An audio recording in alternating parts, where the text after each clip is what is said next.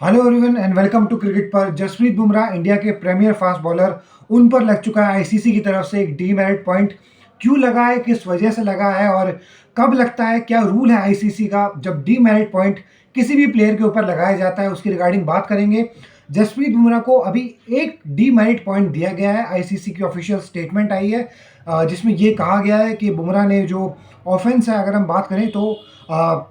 ICC की statement में ये था कि बुमराह ने अपील नहीं किया है जो डीमेरिट पॉइंट उनको दिया गया है, और बुमराह ने एडमिट किया है कि उनका ऑफेंस है और उन्होंने एक्सेप्ट किया है ये सैंक्शन। और इस सैंक्शन को मैच रेफरी रिची रिचर्डसन, जो कि वेस्ट इंडीज़ के मैच रेफरी थे, उनके द्वारा अगर हम बात करें तो इस डीमेरिट पॉइंट को थमाया गया है।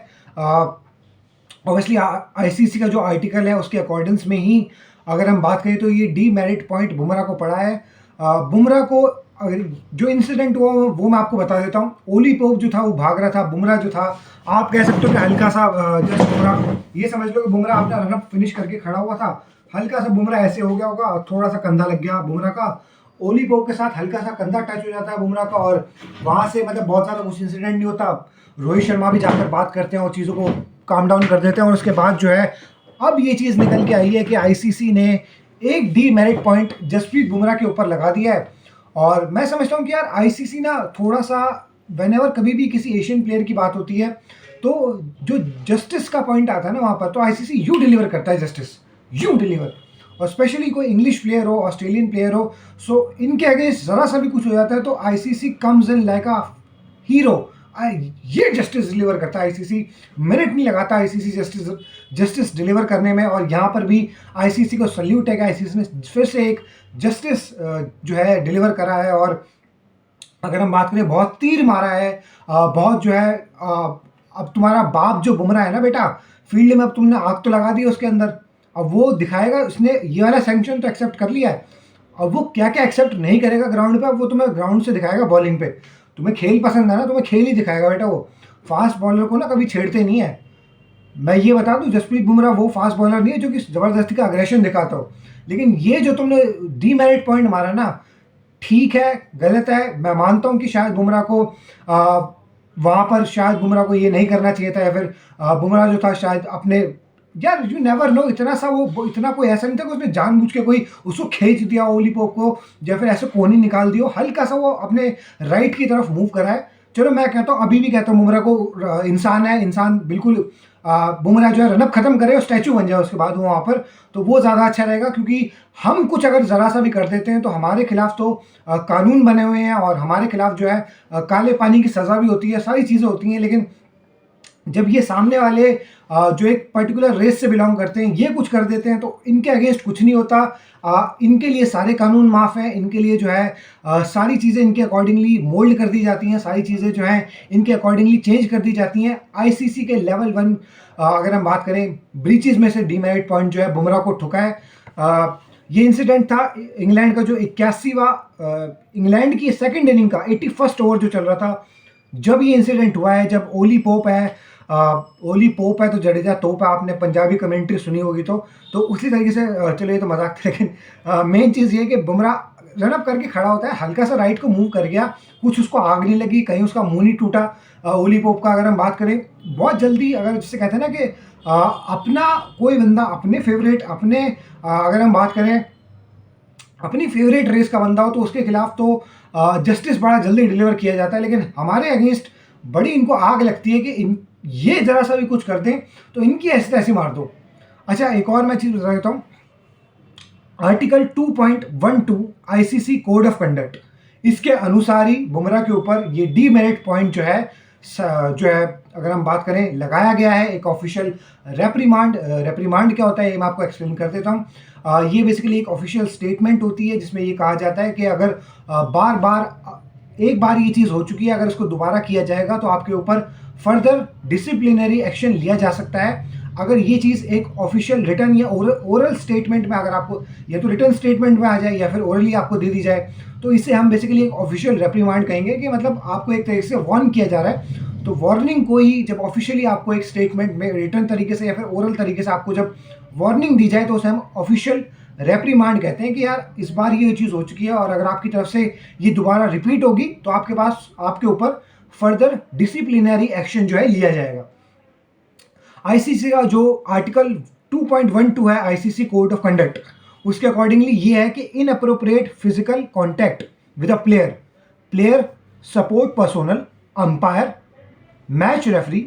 और spectator during international match is termed as the breach of ICC code of conduct. इसका मतलब ये है कि अगर आप स्पेक्टेटर हैं, अंपायर हैं, ओपोजिशन टीम के प्लेयर हैं या फिर उनका कोई सपोर्ट पर्सोनल है, जैसे अगर हम बात करें फिजियो होता है या फिर कोई भी मतलब जैसे कोई प्लेयर बाहर बैठा हुआ है और वो पानी वानी लेके आ रहा है, पैड लेके आ रहा है, उसके साथ अगर आप इनअप्रोप्रिएट कॉन्टैक्ट करते हैं according to article of ICC article 2.12, तो आपके ऊपर जो है ये स्पेसिफिकली आपके खिलाफ जो है फिर आईसीसी जो है जो उनका नियम है इस आर्टिकल है इसके तहत आपके खिलाफ जो है कार्रवाई की जाएगी और आपके ऊपर जो है एक डीमेरिट पॉइंट जो है ठोक दिया जाएगा। अच्छा, मैं बता दूं कि ये होता क्या है, क्या इसके क्वेश्चन हो सकते हैं, क्या बुमराह परेशानी में है, क्या कुछ बैन लग सकता है बुमराह के ऊपर, या इस डीमेरिट पॉइंट से जो है सस्पेंशन हो जाएगा बुमराह का, या फिर क्या उखाड़ लेगी आईसीसी इस डीमेरिट पॉइंट से। जसप्रीत बुमराह एक प्रीमियर फास्ट बॉलर जो कि मुर्दा विकेटों के ऊपर भी कंधे पीठ से जोर लगा के अपनी बॉडी को ऑन द लाइन डालकर विकेटें निकाल के देता है। जो 150 फेंकने वाले भी लेके आए थे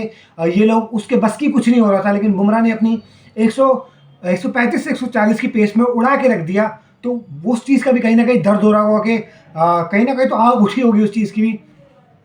बुमराह का ये पहला ब्रीच था पिछले 24 महीनों में, और अब बुमराह को कहीं ना कहीं थोड़ा सा संभल कर रहना पड़ेगा। इसमें तो चलो एक डीमेरिट पॉइंट लगा है तो कोई दिक्कत नहीं है, लेकिन अगले 24 महीनों में अगर 4 या उससे ज़्यादा डीमेरिट पॉइंट जो है ठुक जाते हैं तो उससे क्या होगा कि